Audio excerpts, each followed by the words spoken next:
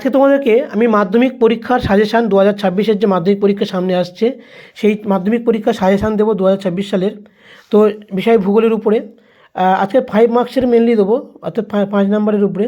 তো 5 নম্বর আমাদের ভারতে মানে প্রশ্নপত্রে বিভাগ উমতে আসবে, সেখানে 5.1 বলে সেখানে প্রাকৃতিক বিভাগটা দেবে। আমাদের এই প্রাকৃতিক ভূগোলের যে বহির্জাত প্রক্রিয়া, বায়ুমণ্ডল এবং বায়ুমণ্ডল থেকে দেবে। এবং হচ্ছে আমাদের 5.2 যেটা আছে সেই 5.2তে আমাদের আসবে এই ভারতের আঞ্চলিক ভূগোল থেকে, ভারতের অর্থনৈতিক পরিবেশ এবং ভারতের প্রাকৃতিক পরিবেশ থেকে আসবে। তো চলো আমরা এই সাজেশনটা কীভাবে আসতে পারে সেটা আমরা কী সাজেশন কী প্রশ্ন আজকে আসবে সেটা আমরা একটু আলোচনা করে নেবো। এবং এখানে কথা বলে রাখি, মানে যে কটা প্রশ্ন দেবো খুব কম প্রশ্নই দেবো এবং আশা করি সেগুলোর মধ্যে থেকে অবশ্যই আসবে বা আসার সম্ভাবনা আছে। তো চলো আমরা সেই প্রশ্নগুলো নিয়ে আলোচনা করি। আমরা দেখব কী প্রশ্ন আমাদের অলরেডি এখানে আসবে, সেই প্রশ্নগুলো নিয়ে আমরা আস্তে আস্তে আলোচনা করব। কোন বিভাগ থেকে কী প্রশ্ন আমি রেখেছি সেটা তো আপনাদেরকে আমি তুলে ধরবো। সাজেশানটা দেওয়ার আগে তোমাদেরকে একটা জিনিস দেখিয়ে দিই, সেটা হচ্ছে যে আমাদের এই যে বললাম ভূগোলের 5 মার্কস প্রশ্ন সর্বোচ্চ আসে 5 মার্কসের প্রশ্ন, এবং সেটা আসে দেখো আমাদের এই বিভাগ দাগে।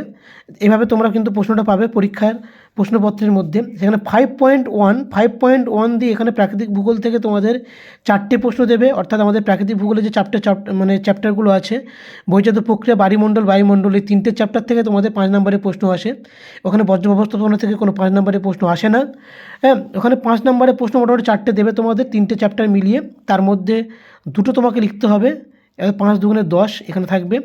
এবং বিভাগ ইংরেজির 5.2 দিয়ে আবার সেখানটা তোমাকে কী করতে হবে, এখানে আঞ্চলিক ভূগোল থেকে, অর্থাৎ ভারতের ভূগোল যেটা আমরা পাবো সেখান থেকে 4টে প্রশ্ন দেবে, প্রাকৃতিক বিভাগ এবং অর্থনৈতিক বিভাগ মিলিয়ে। আঞ্চলিক ভূগোলে ভারতের আঞ্চলিক ভূগোল বা ভারতের ভূগোল থেকে প্রাকৃতিক বিভাগ, প্রাকৃতিক পরিবেশ, সেখানে যে ভূপ্রকৃতি, নদ নদী, স্বাভাবিক উদ্ভিদ, মৃত্তিকা, জলবায়ু যে চ্যাপ্টারটা আছে সেখান থেকে 2খানা প্রশ্ন থাকবে। এবং অর্থনৈতিক পরিবেশ থেকেও কিন্তু 2খানা প্রশ্ন থাকবে। টোটাল 4টে প্রশ্ন থাকবে, 2টো লিখতে হবে। টোটাল মানে পুরো আঞ্চলিক ভূগোলের উপর থেকে 4টে থাকবে, 2টো লিখতে হবে, অর্থাৎ 5 দুগুণে 10টা নাম্বার এখানে তোমাদের থাকবে। তো এখানে একটা জিনিস বলে রাখার সেটা হচ্ছে যে তোমাদেরকে তাহলে প্রশ্নের দাগ নম্বর এরকমভাবে লিখতে হবে 5.1.1, 5.1.4, ধরো তুমি এটা লিখবে এবং এটা লিখবে, তাহলে 5.1.1, 5.1.14 এরকমভাবে তোমাকে কিন্তু দাগ নম্বরটা ওখানে কিন্তু করতে হবে। এটা হচ্ছে ব্যাপার। তো চলো কী প্রশ্ন আমি আজকে সাজেশানে রেখেছি আমরা সেগুলো একটু দেখে নিই, সেগুলো একটু আলোচনা করবো আমরা এবারে। তো মাধ্যমিক পরীক্ষা সাজেশান 2026 বিষয় ভূগোলের উপরে দেখুন, এই যে বহির্জাত প্রক্রিয়া আমাদের বলেছিলাম প্রাকৃতিক ভূগোলের 3টে মেন যে পার্ট আছে, 3টে মেন পার্ট থেকে আমাদের আসবে 5 নম্বরের প্রশ্ন, সেখানে 4টে থাকবে বলেছিলাম। দেখুন বহির্জাত প্রক্রিয়া ও তাদের সৃষ্ট ভূমিরূপ, এটা একটা আমাদের চ্যাপ্টার দেখতে পাচ্ছি, ফার্স্ট চ্যাপ্টার। সেকেন্ড চ্যাপ্টার আমাদের আছে বায়ুমণ্ডল, এই 2 নম্বর চ্যাপ্টার বায়ুমণ্ডল থেকেও কিছু আমাদের 5 মার্কস আসবে। এবং বায়ুমণ্ডল থেকে আসবে এই 3 নম্বর চ্যাপ্টার হচ্ছে আমাদের এই বায়ুমণ্ডল।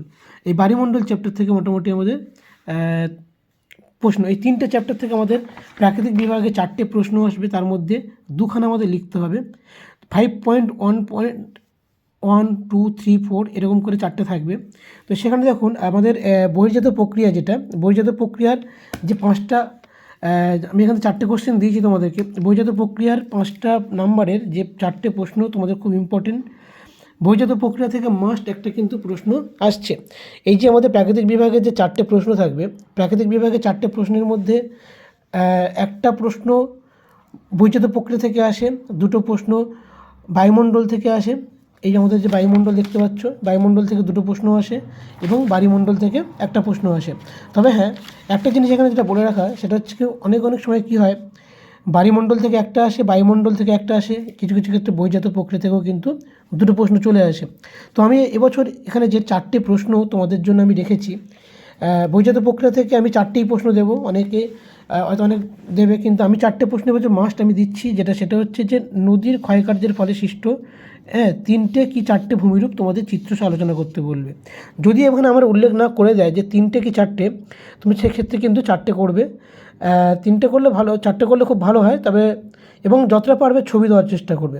এই যে ভূমিরূপ চিত্রসহ আলোচনা করো, ব্যাপারটা কী হয়, এখানটায় যদি তুমি 4টে ভূমিরূপ রেখো, 3টে ভূমিরূপের যদি চিত্র আলোচনা করো, চিত্র যদি পাশে এঁকে দিতে পারো, তাহলে সেক্ষেত্রে খুব সুন্দর হবে।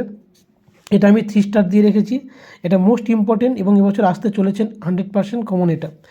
এবার এছাড়া এই যে নদীটা এবং এই যে প্রশ্নটা, এই প্রশ্নটা কেমনভাবে আসতে পারে, নদীর উচ্চ গতিতে সৃষ্ট, নদীর উচ্চ গতিতে সৃষ্ট যে কোনো তিনটি ভূমিরূপ চিত্রসহ বর্ণনা করো। তাহলে এটাও কিন্তু তোমাদের প্রশ্নটা এভাবে দিতে পারে। ধরো আমাদের উচ্চ গতিতে কি নদীর ক্ষয়কার্য হয়, তাহলে সেখানটায় তোমার হচ্ছে কি ক্ষয়কার্যের ফলে সৃষ্ট ভূমিরূপ না দিয়ে দিল নদীর উচ্চ গতিতে সৃষ্ট ভূমিরূপ। ঠিক আছে, প্রশ্নটা যদি এভাবে আসে কিন্তু উত্তরটা কিন্তু সেভাবে একটু ইন্ট্রোডাকশন পার্টটা হালকা করে ঘুরিয়ে ফিরিয়ে দিতে হবে, দিয়ে আমাকে এই অ্যান্সারটা লিখে দিতে হবে। এছাড়া তারপরে আমি যেটা কমন দেখেছি সব থেকে, যেটা বায়ুর ক্ষয়কার্য, বায়ুর ক্ষয়কার্যের ফলে সৃষ্ট যে কোনো তিনটি ভূমিরূপ চিত্রসহ ব্যাখ্যা করো। বায়ু ক্ষয়কার্যের ফলে যে কোনো তিনটি ভূমিরূপ বা চারটি ভূমিরূপ তোমরা দেবে। সেক্ষেত্রে হতে পারে ইনসেলভার, ইয়ারদাং, অপসারণ গর্ত, গৌড়, এরকম চারটে কিছু ভূমিরূপ তোমরা এখানে দিয়ে দেবে। এছাড়া 3 নম্বর প্রশ্ন যেটা রেখেছি আমি, শুষ্ক অঞ্চলে বায়ু ও জলধারার মিলিত কার্যের ফলে গঠিত ভূমিরূপ। শুষ্ক অঞ্চলে বায়ু ও জলধারার মিলিত কার্যের ফলে সৃষ্ট ভূমিরূপ, যেগুলো তোমার যে ওয়াদি, বাজাদা, পেডিমেন্ট, প্লায়াহ্রদ, এই সমস্ত যে জিনিস ভূমিরূপটা আছে সেইখানটা এটা পড়তে হবে। তাহলে এই 3টে প্রশ্ন মোস্ট ইম্পর্টেন্ট। এছাড়া আরেকটা জিনিস করে রাখতে পারো, সেটা হচ্ছে নদীর মধ্যগতিতে এই 3টে প্রশ্ন যেটা বললাম। 1 নম্বর প্রশ্ন বললাম যে নদীর ক্ষয়কার্যের ফলে সৃষ্ট ভূমিরূপ, নদীর বায়ুর ক্ষয়কার্যের ফলে সৃষ্ট ভূমিরূপ এবং শুষ্ক অঞ্চলে বায়ু ও জলধারা মিলিত কার্যের ফলে গঠিত ভূমিরূপগুলির বর্ণনা করো। এই প্রশ্নটা মোটামুটি তোমাদের এবছর শিওর আসতে চলেছে এবং আসতে চলেছে। এই 3টের মধ্যে একটা না একটা অবশ্যই আসবে। তবে অপশনাল হিসেবে আরও 2টো করে যেতে পারো, সেটা হচ্ছে নদীর মধ্যগতিতে সৃষ্ট যে কোনো 3টি ভূমিরূপ চিত্রসহ বর্ণনা করো। মধ্যগতি মানে যেটা সমমিতে, অর্থাৎ আমাদের সঞ্চয়জাত ভূমিরূপ তৈরি হয়। অনেক সময় কী হয়, এখানে একটা কন্ট্রোভার্সি থাকে প্রশ্নের, অনেকে বুঝতে পারে না, যেটা বলা হয় আমাদের নদীর সঞ্চয়জাত ভূমিরূপ। সেক্ষেত্রে আমরা বদ্বীপ, প্লাবনভূমি, স্বাভাবিক বধ বা আমাদের নদীর চর এগুলো দিয়ে দিলেও কী হবে, যদি আমার মেনশন করে দেয় নদীর মধ্যগতিতে কিন্তু কখনও আমার এই বদ্বীপ বা আমাদের স্বাভাবিক বাঁধ, প্লাবনভূমি এগুলো কিন্তু আসবে না, কখনোই কিন্তু এটা হবে না। সেক্ষেত্রে আমার করতে হবে কি, মধ্যগতিতে সৃষ্ট ভূমিরূপ বললে সেক্ষেত্রে আমার চলে যেতে হবে পলল শঙ্কু, পলল ব্যজনী, অশ্বক্ষুরাকৃতি হ্রদ, নদী চর, মিয়েন্ডার, এই সমস্ত ভূমিরূপগুলোর কথা বলতে হবে নদীর মধ্যগতিতে সৃষ্ট ভূমিরূপ। আচ্ছা, এছাড়া আরেকটা অপশনাল দিয়ে রেখেছি 5 নম্বর, যেটা জলধারা এবং হিমবাহের মিলিত কার্যের ফলে ভূমিরূপ গড়ে ওঠা ভূমিরূপটা, এটা একটু দেখে যেতে পারো। আর যদি নদীর সঞ্চয় কাজ, তাহলে দুটোভাবে করবে। এটা হচ্ছে ব্যাপার, যদি আমার নদীর সঞ্চয় কার্যের মধ্যে পড়ে যায় এটা দিলেও অসুবিধা নেই। তবে নদীর সঞ্চয় কাজ পড়লে তখন মধ্যগতির যে দুটো ভূমিরূপগুলো বলছো সেখান থেকে দুটো আউট করে দিয়ে সেখানে আমার বদ্বীপ, প্লাবনভূমি দিয়ে যেতে পারে। এর চেয়ে ব্যাপার আমরা পরে সেগুলো নিয়ে আলোচনা করে দেবো উত্তরগুলো। তারপর আমরা চলে যাব বায়ুমণ্ডলের চ্যাপ্টারে। অনেকে কী করে, এই যে চ্যাপ্টারটা অর্থাৎ প্রাকৃতিক ভূগোলের যে পার্টটা আমাদের পড়বে, প্রাকৃতিক ভূগোল থেকে 4টে প্রশ্ন থাকে বলেছি, তার মধ্যে তোমাদের 2টো লিখতে হয়। একটা হচ্ছে বায়ুমণ্ডল থেকে বলেছি 2টো, বায়ুমণ্ডল থেকে 1টা এবং বহির্জাত প্রক্রিয়া থেকে 1টা। তো তোমরা যদি বহির্জাত প্রক্রিয়াটাকে টার্গেট করো এবং বায়ুমণ্ডলকে টার্গেট করো, তাহলে আমি বলবো বায়ুমণ্ডলটাকে অ্যাভয়েড করতে পারো। তবে যাদের ছবি আঁকার সমস্যা আছে, ছবি আঁকতে পারো না, বা বায়ুমণ্ডলটা যাদের ভালো লাগে সেক্ষেত্রে করতে পারো। তবে বায়ুমণ্ডলের জন্য আমি এবছর সাজেশান রেখেছি বায়ুর উষ্ণতার তারতম্যের কারণগুলি আলোচনা করো। এটা কিন্তু মোস্ট ইম্পর্টেন্ট একটা এবছর প্রশ্ন, এবছরের জন্য। এছাড়া আছে শৈলক্ষেপ বৃষ্টিপাত কীভাবে সংঘটিত হয় তা চিত্রসহ বর্ণনা করো। এই প্রশ্নটা আবার ঘুরিয়ে অন্যরকমভাবে আসতে পারে, যে বৃষ্টিপাতের শ্রেণীবিভাগ করো এবং যে কোনো একটা প্রকারের বিবরণ দাও। সেক্ষেত্রে তুমি শৈলক্ষেপ বৃষ্টিপাতের বিবরণটা দিয়ে দিতে পারো। তবে পাশাপাশি পরিচালন বৃষ্টিপাতের পদ্ধতিটা সেটাকে কীভাবে তৈরি সংঘটিত হচ্ছে সেটা করে রাখতে পারো। আচ্ছা, 4 নম্বর প্রশ্ন আমি দেবো, বায়ুচাপ বলয়ের সাথে আয়ন বায়ু এবং পশ্চিমা বায়ুর সম্পর্ক চিত্রসহ বর্ণনা করো। এটা ঘুরিয়ে আসতে পারে, বায়ুচাপ বলয়ের সাথে নিয়ত বায়ুর সম্পর্ক লিখতে পারে। তো বায়ুচাপ বলয়ের সাথে আয়ন বায়ু, পশ্চিমা বায়ুর কী সম্পর্ক সেটা আমার এখানটায় দিতে পারে। এছাড়া আসতে পারে যে ক্রান্তীয় মৌসুমী জলবায়ুর বৈশিষ্ট্যগুলো আলোচনা করো। নিয়ত বায়ু, যে আমাদের যে বায়ুমণ্ডলে যে 3টে নিয়ত বায়ু আছে, সেই নিয়ত বায়ুগুলির উৎস এবং তাদের গতিপথ বর্ণনা করো। এগুলো অপশনাল দেখে যেতে পারো, তবে আসবে শিওর নয়। বিশ্ব উষ্ণায়নের প্রভাবটা একটু দেখে যেতে পারো, বিশ্ব উষ্ণায়নের প্রভাবটাও ইম্পর্টেন্ট আছে। চিত্রসহ ঘূর্ণবাদ, প্রতিভ ঘূর্ণবাদ দেখে যেতে পারো। 5 নম্বরে না আসলেও 3 নম্বরে কিন্তু আসার সম্ভাবনা আছে এখানটায়। এই গেল আমাদের বায়ুমণ্ডল থেকে বায়ুমণ্ডল চ্যাপ্টারের প্রশ্ন। তারপরে আমরা চলে যাব বায়ুমণ্ডল। দেখো, বায়ুমণ্ডলে যেটা আছে এবছর মোস্ট ইম্পর্টেন্ট এবং আসার চান্স 100% কমন, সেটা হচ্ছে সমুদ্র স্রোত সৃষ্টির কারণগুলি আলোচনা করো। সমুদ্র স্রোত সৃষ্টির কারণগুলি আলোচনা করো, এটা কিন্তু মোস্ট কমন একটা প্রশ্ন এবছরের জন্য। এছাড়া এই প্রশ্নটা কিন্তু অন্যরকমভাবেও আসতে পারে, যেটা সমুদ্র স্রোত সৃষ্টির নিয়ন্ত্রকগুলি আলোচনা করো। সমুদ্র সৃষ্টির কারণগুলির জায়গায় আমার দিয়ে দিলে নিয়ন্ত্রকগুলি, মানে কারা কারা সমুদ্র স্রোত সৃষ্টিতে নিয়ন্ত্রণ করে, সেই প্রশ্নটা কিন্তু এভাবে ঘুরিয়েও আসতে পারে। সমুদ্র স্রোত সৃষ্টির কারণগুলি আলোচনা করো অথবা সমুদ্র স্রোত সৃষ্টির নিয়ন্ত্রকগুলি আলোচনা করো। তারপর আমরা দ্বিতীয় কমন যেটা রাখছি মোস্ট ইম্পর্টেন্ট, সেটা হচ্ছে তোমার সমুদ্র স্রোত প্রভাবগুলি আলোচনা করো। আমাদের যে সমুদ্র স্রোত সৃষ্টি হচ্ছে তার যে প্রভাব, সমুদ্র স্রোতের যে প্রভাবগুলো আমরা দেখতে পাই প্রকৃতিতে, জলবায়ুতে, অর্থনীতিতে, সেই প্রভাবগুলো আমাদের এখানটায় আলোচনা করতে হবে। এছাড়া এটা নাও আসতে পারে, তবু আমি রেখেছি ঝড় ভাটার প্রভাব আলোচনা করো। অর্থাৎ ঝড় ভাটার যে কুপ্রভাব এবং সুপ্রভাব দুটো আছে আমাদের, এই কুপ্রভাব সুপ্রভাবটা আলোচনা করতে পারো। এবং হচ্ছে আরেকটা প্রশ্ন রেখেছি, চিত্রসহ ভরা ঘটাল মরা ঘটাল এগুলো দেখে যেও, যারা ভালো স্টুডেন্ট তারা একটু এগুলো দেখে যেতে পারো। এবং দুটি মুখ্য ঝড়ের মধ্যে 24 ঘন্টা 52 মিনিটের সময়ের পার্থক্য হওয়ার কারণটা কি, এটা আমাদের একটা অঙ্ক কষে কিন্তু করতে হবে, এখানে একটা ম্যাথ করতে হবে। ম্যাথটা যদি তুমি ঠিকঠাক করতে পারো এখানে কিন্তু একটা 5-এ 5 পাওয়ার একটা খুব সুন্দর সম্ভাবনা আছে। তো আমি তাহলে বলবো এখান থেকে মোস্ট ইম্পর্টেন্ট সমুদ্র স্রোত সৃষ্টির কারণ এবং সমুদ্র স্রোতের প্রভাবগুলো। এছাড়া বাদবাকি যে 3টে প্রশ্ন বললাম ঝড় ভাটা, এগুলো তোমরা করতে পারো, এগুলো স্ক্রিনশট নিয়ে নিতে পারো। তারপরে আমরা চলে যাব, তাহলে এটা চলে গেল আমাদের প্রাকৃতিক পাঠের মধ্যে। প্রাকৃতিক পাঠের মধ্যে যে কটার কথা বললাম, প্রাকৃতিক পাঠের মধ্যে বললাম অলরেডি 3টে, বহির্জাত প্রক্রিয়া, বায়ুমণ্ডল এবং বায়ুমণ্ডল, এই 3টে চ্যাপ্টার থেকে মোটামুটি 4টে প্রশ্ন থাকবে, তোমাদের যে কোনো দুটো লিখতে হবে। এবং অর্থনৈতিক বিভাগ যেটা আছে আমাদের, অর্থাৎ আঞ্চলিক পাঠ, আঞ্চলিক পাঠের মধ্যে থেকে আমাদের ভারতের দুটো পাঠ আছে, একটা ভারতের প্রাকৃতিক পরিবেশ, একটা ভারতের আর্থসামাজিক পরিবেশ বা অর্থনৈতিক পরিবেশ বলতে পারো। তো এখানে 4টে প্রশ্ন থাকে, তার মধ্যে দুটো করতে হবে। ভারতের প্রাকৃতিক পরিবেশ থেকে দুটো প্রশ্ন থাকবে এবং ভারতের এই যে অর্থনৈতিক পরিবেশ আছে সেই অর্থনৈতিক পরিবেশ থেকেও কিন্তু আমাদের দুটো প্রশ্ন আসতে পারে। দেখে নাও একটু ভালো করে। দেখো আমি প্রথমে আলোচনা করিনি, যারা অনেকে দেখেছি বেশিরভাগ ক্ষেত্রে কী হয়, ভারতের অর্থনৈতিক পরিবেশের প্রশ্নগুলোকে বেশি গুরুত্ব দেয়, অর্থাৎ কৃষি, শিল্প এবং আমাদের জনসংখ্যা, পরিবহন ব্যবস্থা যেখানে আছে। তবে আমি প্রথম থেকে দেখিয়ে যাই, ভারতের প্রাকৃতিক পরিবেশের ক্ষেত্রে এবছর যেটা মোস্ট ইম্পর্টেন্ট থাকতে পারছে সেটা হচ্ছে আমাদের প্রস্থ বরাবর আমাদের হিমালয় পর্বতের শ্রেণীবিভাগ, অর্থাৎ আমাদের উত্তর দিক থেকে দক্ষিণ দিকে, অর্থাৎ তিব্বত বা নেপালের দিক থেকে বা চীনের দিক থেকে আমাদের দক্ষিণ দিকে উত্তরপ্রদেশের যে সমভূমি পর্যন্ত এই যে প্রস্থ বরাবর যে ভাগটা আছে আমাদের 4টে ভাগে ভাগ করা আছে, তেত্রিশ হিমালয়, হিমাদ্রি হিমালয়, হিমাচল হিমালয় এবং শিবালিক হিমালয়, সেইটাকে বলছে, অর্থাৎ উত্তর থেকে দক্ষিণ দিকে হিমালয়ের শ্রেণীবিভাগ করো। এটা কিন্তু তোমরা দেখে যেতে পারো। তারপরে হচ্ছে ভারতের পশ্চিম হিমালয় ভূপ্রকৃতি, ভারতের পশ্চিম হিমালয়ের ভূপ্রকৃতি যেটা আমাদের 3 ভাগে বিভক্ত, কাশ্মীর হিমালয়, হিমাচল হিমালয় এবং কুমায়ুন হিমালয়, এই 3টে ভাগ যেটা আছে সেই পশ্চিম হিমালয়, পশ্চিম দিকের যে হিমালয় অংশটা সেটা ভূপ্রকৃতি আলোচনা করো। তবে তার থেকে আমি বলবো মোস্ট ইম্পর্টেন্ট এটা করে রাখতে পারো, 5 নম্বরে না আসলেও কিন্তু 3 নম্বরে মাস্ট আসবে, সেটা হচ্ছে ভারতের পূর্ব উপকূল এবং পশ্চিম উপকূলের পার্থক্য, অর্থাৎ প্রাকৃতিক ভূপ্রকৃতিগত পার্থক্য যেটা আমরা পড়ে, ভারতের পূর্ব উপকূল ও পশ্চিম উপকূলের ভূপ্রকৃতিগত পার্থক্য, এটা কিন্তু আসার সম্ভাবনা আছে, আমি 3 স্টার দিয়ে রেখেছি মোটামুটি। এছাড়া আর যেগুলো করে যাবে এখান থেকে, উত্তর ভারতের নদ নদী, দক্ষিণ ভারতের নদ নদীর পার্থক্য লেখো, ভারতের জলবায়ুতে মৌসুমী বায়ুর প্রভাব আলোচনা করো, ভারতের জলবায়ুর প্রধান নিয়ন্ত্রকগুলি কারা কারা, ভারতকে স্বাভাবিক উদ্ভিদ অঞ্চলে ভাগ করো, আমাদের কতগুলো স্বাভাবিক উদ্ভিদ অঞ্চলে ভারতকে ভাগ করছি সেগুলো, এবং যে কোনো দুটি স্বাভাবিক উদ্ভিদের অঞ্চল সম্পর্কে বিবরণ দাও, সেটা হতে পারে পর্ণমোচী উদ্ভিদ অরণ্য অঞ্চল কিংবা ম্যানগ্রোভ উদ্ভিদ অরণ্য অঞ্চল, নিরক্ষীয় চিরহরিৎ অরণ্য অঞ্চল, যেগুলো মোটামুটি আমাদের ভারতবর্ষে দেখা যায়, তার থেকে দুটো, যে কোনো মোস্ট ইম্পর্টেন্ট দুটো বা প্রধান দুখানা আমাদের উদ্ভিদ অঞ্চল সম্পর্কে এখানে আলোচনা করতে হবে। তাহলে এই গেল আমাদের এই পার্টটা। এছাড়া আমরা কী পড়ব, এছাড়া আমাদের ভারতের অর্থনৈতিক পরিবেশ যেটা আছে, আমরা এটা সবসময় আমাদের স্টুডেন্টরা যারা আছি তারা হচ্ছে বেশিরভাগ টার্গেট করা হয়, সেটা হচ্ছে কৃষি, শিল্প, এই চ্যাপ্টারগুলো থেকে আমরা বেশি করি। তো গত বছর আমাদের এখান থেকে গম পড়ে গেছে, তো এবছর আমরা মোস্ট ইম্পর্টেন্ট রাখছি চা আর কফিকে। এছাড়া ধান, কার্পাস, এটা মোটামুটি দেখে যাবে, চা, কফি, কার্পাস অ্যান্ড ইক্ষু, এই 4টে জিনিস মোটামুটি, এই 4টে মোস্ট ইম্পর্টেন্ট রেখেছি আমি, যে চা, কফি, ধান এবং কার্পাস, চাষের অনুকূল পরিবেশ, এবং এছাড়া দেখে যেতে পারো ইক্ষু চাষের অনুকূল পরিবেশটা।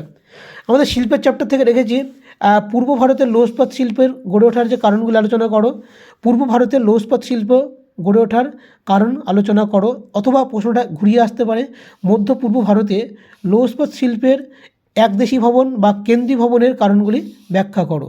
এই একটা প্রশ্ন কিন্তু তোমাদের এভাবে ঘুরিয়ে আসতে পারে এবছর, এটা কিন্তু মোস্ট ইম্পর্টেন্ট, এটা মোস্ট এবছর ইম্পর্টেন্ট, এটা খুব ভালো করে যাবে। তার যে বিভিন্ন পয়েন্টগুলো আছে, কাঁচামালের প্রাচুর্যতা থেকে শুরু করে তোমাদের জল সম্পদের সহজলভ্যতা, যে আমাদের প্রাকৃতিক এবং অর্থনৈতিক যে আমাদের কারণগুলো বা নিয়ন্ত্রকগুলো, সেগুলো কিন্তু ভালো করে পড়বে। এছাড়া পশ্চিম ভারতের পেট্রোরেশন শিল্পের উন্নতির কারণ, এটা খুব ইম্পর্টেন্ট একটা আছে এরপরে যেটা, কারণ গত বছর আমাদের তথ্যপ্রযুক্তি শিল্প পড়েছে, এবছর আমাদের কিন্তু এই পেট্রো রসায়ন শিল্প উন্নতির কারণ আছে। পশ্চিম ভারতে কার্পেট বস্ত্রবয়ন শিল্পটাও কিন্তু পাশাপাশি দেখে যাবে। তবে একটা জিনিস বলে রাখি এখানটায়, পেট্রো রসায়ন শিল্প, কার্পেট বস্ত্রবয়ন শিল্প দুটোই কিন্তু পশ্চিম ভারতে তৈরি হয়েছে।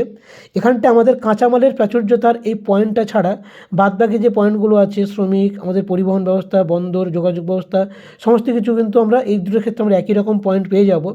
অর্থাৎ ভিতরের জিনিসগুলো আমরা একই রকম পেয়ে যাব, শুধু আমাদের একটু কাঁচামালের প্রাচুর্যতার ক্ষেত্রে বা কাঁচামালের সহজলভ্যতার পয়েন্টটাকে একটু চেঞ্জ করে নিতে হবে। তাহলে এটা আমরা যদি একটা প্রশ্ন করি ঠিকঠাক, আর একটা কিন্তু আমাদের প্রায় একটুখানি হলেও হেল্প করবে।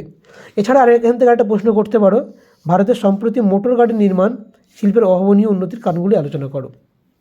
এই গেল প্রাকৃতিক পরিবেশ থেকে। আচ্ছা, পরিবহন, যোগাযোগ ব্যবস্থা, জনবসতি, নগর বসতি, যে সমস্ত যেগুলো আছে আমাদের, সেখান থেকে একটা প্রশ্ন এবছর মোস্ট ইম্পর্টেন্ট আসার সম্ভাবনা প্রচুর। সেটা হচ্ছে আমাদের এই অসম জনসংখ্যা বন্টনের তারতম্য, অর্থাৎ ভারতবর্ষে যে আমাদের জনসংখ্যা বন্টনের যে তারতম্য দেখতে পাই, অসম জনসংখ্যার বন্টন বা জনসংখ্যা বন্টনের তারতম্যের কারণ, প্রশ্নটা কিন্তু ঘুরিয়ে আসতে পারে। আমি লিখেছি এখানে ভারতের অসম জনবন্টনের কারণগুলি আলোচনা করো, কিন্তু প্রশ্ন তোমার আসতে পারে ভারতের জনসংখ্যা বন্টনের তারতম্যের কারণগুলি আলোচনা করো। প্রশ্নটা কিন্তু এভাবে ঘুরেও আসতে পারে। এছাড়া আসতে পারে যেটা, সেটা হচ্ছে ভারতের শহর নগর গড়ে ওঠার 5টি কারণ উদাহরণ সহ লেখো। আমাদের যে শহরগুলো গড়ে ওঠে, প্রশাসনিক শহর, সাংস্কৃতিক শহর, ধর্মীয় শহর, শিক্ষা শহর, বাণিজ্য শহর, শিল্প শহর, এরকম যে বিভিন্ন রকম শহরগুলো গড়ে ওঠে, সেগুলো উদাহরণ সহ তোমাদের কারণগুলো ব্যাখ্যা করতে হবে। এছাড়া এবছর আরেকটা ইম্পর্টেন্ট প্রশ্ন আছে, এটা 5 নম্বরে না হলে 3 নম্বরে আসতে পারে, ভারতের পরিবহন ব্যবস্থার গুরুত্ব লেখো। ভারতের যে পরিবহন ব্যবস্থা আমরা আছে, সেই পরিবহন ব্যবস্থা আমাদের অর্থনৈতিক ক্ষেত্রে, সামাজিক ক্ষেত্রে, রাজনৈতিক ক্ষেত্রে কী কী গুরুত্ব তৈরি করে, সেই গুরুত্বটা আমাদের লিখতে হবে। ওকে, ভারতের জনসংখ্যা বৃদ্ধির কারণগুলি, এগুলো দুটো প্রশ্ন দেখে যেতে পারো। ভারতের সড়কপথ রেলপথের সুবিধা অসুবিধা, এবার আমাদের 2 নম্বর বা 3 নম্বরেও আসতে পারে, ভারতের সড়কপথ ও রেলপথের সুবিধা অসুবিধাগুলি আলোচনা করো। তো এই হচ্ছে গেল আমাদের তাহলে প্রাকৃতিক পার্ট এবং আঞ্চলিক পার্ট যেটা বললাম, তাহলে এই দুটো প্রশ্ন। তাহলে দেখো আমরা প্রথমে তাহলে প্রাকৃতিক পার্ট থেকে কী বলেছিলাম, প্রাকৃতিক পার্ট থেকে আমরা এখানে দেখো খুব ভালো করে আমরা এটা স্ক্রিনশট তোমরা নিয়ে নিতে পারো। প্রাকৃতিক পার্ট বহির্জাত প্রক্রিয়া থেকে আমরা কী কী প্রশ্ন দিয়েছি সেগুলো দেখিয়ে নিতে পারো। তাহলে মোস্ট ইম্পর্টেন্ট আমরা কোনটা কোনটা বলছি, দেখো আমি স্টার চিহ্ন দিয়ে রেখেছি, 3 স্টার যেগুলো দিয়েছি সেগুলো কিন্তু মোস্ট ইম্পর্টেন্ট তোমরা করবে। নদীর ক্ষয়কাজ, বায়ুর ক্ষয়কাজ এবং শুষ্ক অঞ্চলে বায়ু জলধারার মিলিত কার্য, এটা মোস্ট ইম্পর্টেন্ট থাকছে। এছাড়া নদীর মধ্যগতিতে সঞ্চয় বা নদীর সঞ্চয়জাত ভূমিরূপ, এটা ভালো করে করবে। তারপরে আমরা বায়ুমণ্ডল করলাম, বায়ুমণ্ডলের ক্ষেত্রে কী কী বললাম, বায়ুমণ্ডলের ক্ষেত্রে বললাম বায়ুর উষ্ণতা তারতম্যের কারণগুলি আলোচনা করো, ষোলক্ষে বৃষ্টিপাত কীভাবে সংঘটিত হয় চিত্রসহ ব্যাখ্যা করো, এগুলো আমি করবো মোস্ট ইম্পর্টেন্ট। আচ্ছা, এছাড়া এখানে আরেকটা জিনিস যেটা আছে সেটা বলেছিলাম যে বৃষ্টিপাতের শ্রেণীবিভাগ করো এবং তার এক প্রকার বর্ণনা দাও, এটা করবে। তারপর আমাদের আছে বায়ুমণ্ডল, বায়ুমণ্ডলে সমুদ্র স্রোত সৃষ্টির কারণ আলোচনা করো এবং সমুদ্র স্রোত সৃষ্টির নিয়ন্ত্রকগুলি আলোচনা করো, এটা কিন্তু ভালো করে করতে হবে, এবং সমুদ্র স্রোতের প্রভাবগুলি আলোচনা করো। এছাড়া আমাদের ভারতের আঞ্চলিক ভূগোল থেকে এগুলো দেখেছিলাম, দেখো যে প্রশ্নগুলো দিয়েছিলাম, এটা স্ক্রিনশট নিয়ে নিতে পারো। এবং এখান থেকে আমাদের যে প্রশ্নটা আছে দেখো, ভারতের অর্থনৈতিক বিভাগ, কৃষি থেকে চা, কফি, ধান, কার্পাস, এবং শিল্প থেকে আমরা লৌহ ইস্পাত শিল্প মোস্ট ইম্পর্টেন্ট রেখেছি। এছাড়া পেট্রো রসায়ন শিল্প, কার্পাস বস্ত্রবয়ন শিল্পটা ভালো করে দেখেছি তো বলছি, ঠিক আছে। এছাড়া আর কী কী আছে, আর যেটা আছে আমাদের এখানটায় সবথেকে গুরুত্বপূর্ণ, অসম জনসংখ্যার অসম বন্টন বা জনসংখ্যা বন্টনের তারতম্যগুলি আলোচনা করো। তাহলে এইটা মোটামুটি আমরা ভালো করে করব, ঠিক আছে।